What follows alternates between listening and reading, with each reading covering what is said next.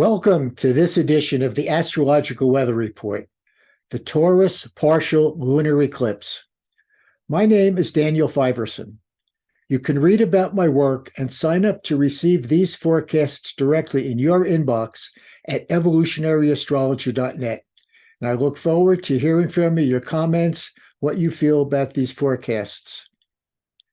As the Earth's shadow falls across the moon, a partial lunar eclipse occurs at 6 degrees 9 minutes Taurus on October 28th at 2:24 p.m. in the northern hemisphere and at 7:24 a.m. on October 29th in the southern hemisphere. Taurus is about self-reliance, determined by our individual values and priorities, which we deem requisite for survival. Taurians are stubbornly independent, charting their own course through life. Compromise is rarely an option for Taurus. The inner directedness of their perspective makes it difficult for them to accept the opinions, ideas, and beliefs of others. As a result, a sense of isolation surrounds them as their protective wall of security.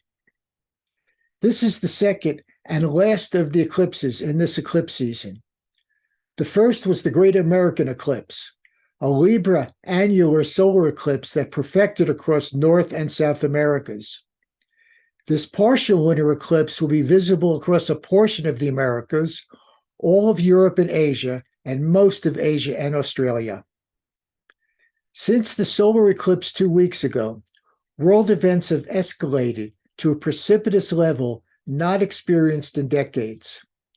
Hamas's sudden attack on Israel has galvanized the already disintegrating international political climate, with each side sending armaments and humanitarian aid while at the same time attempting to find a peaceful resolution. The increased polarization has exhumed the specter of a nuclear holocaust. At the lunation, a Taurus moon applies to a balsamic conjunction to Jupiter retrograde, the planet of growth and expansion. It is a common belief that somehow Jupiter makes everything better.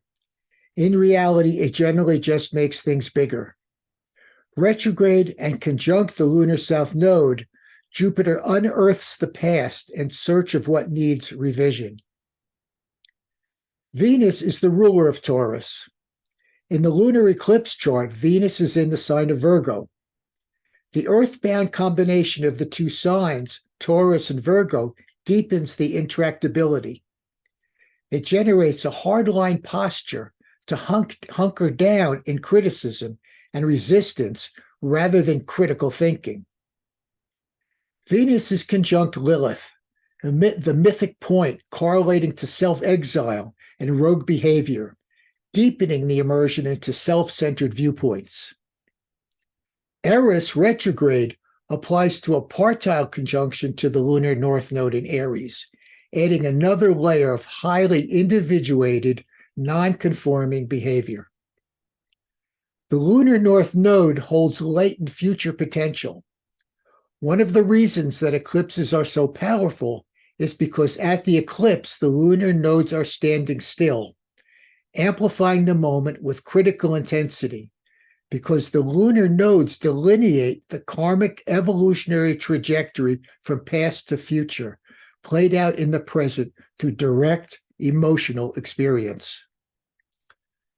The moon applies to a new phase conjunction to the lunar north node in Aries. The moon applies to a first quarter, quote, crisis in action square to Pluto in authoritative Capricorn. Pluto takes no prisoners. Mars and Mercury separate from a new phase conjunction to the Sun in Scorpio, ruled by Pluto. Mars, the lower octave of Pluto, rules Aries. Roman Mars was the protector of the city. Greek Ares was the god of bloodlust. Mercury supports these dynamics with self-identifying ideas and opinions.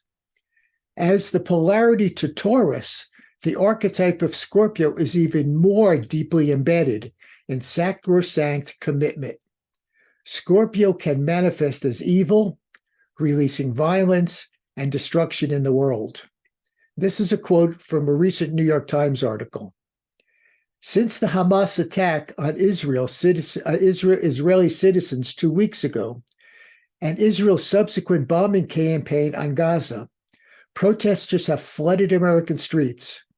Emotional debates have deeply unsettled Jewish and Palestinian communities here and have divided college campuses. Threats against synagogues and mosques have spiked, and a 6-year-old Palestinian-American boy in Chicago was stabbed to death. We have suffered nearly a decade of partisan rage, pandemic grief, and open hostility of the Trump years.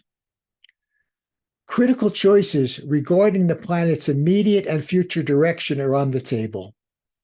The experience of these world parameters is not meant to create fear, though clearly the atmosphere is full of anxiety.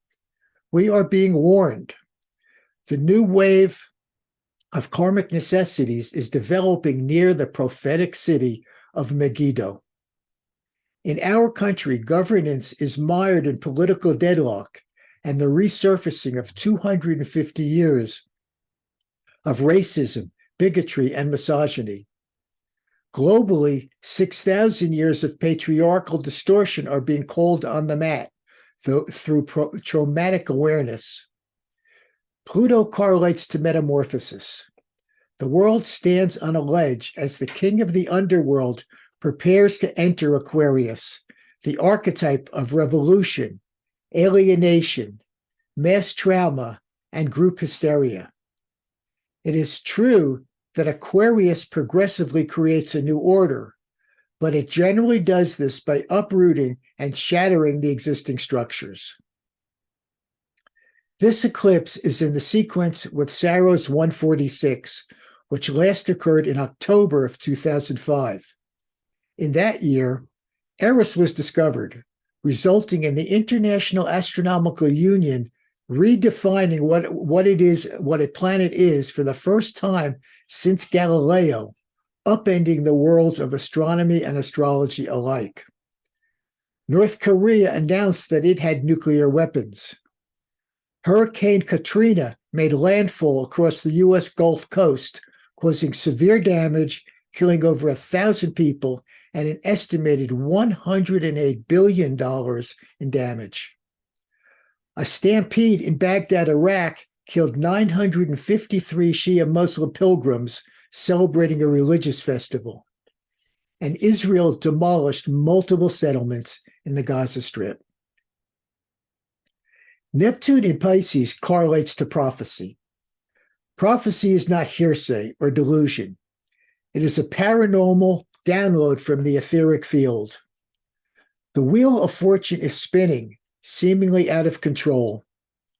What is happening is that the fifth world is emerging as the fourth world is going away. We chose to be here. What we value is changing. New priorities are emerging. Now we must choose how we are going to survive. There are no easy answers. Venus rules the heart. Please choose your path accordingly. Thank you for tuning in. See you next time. Namaste.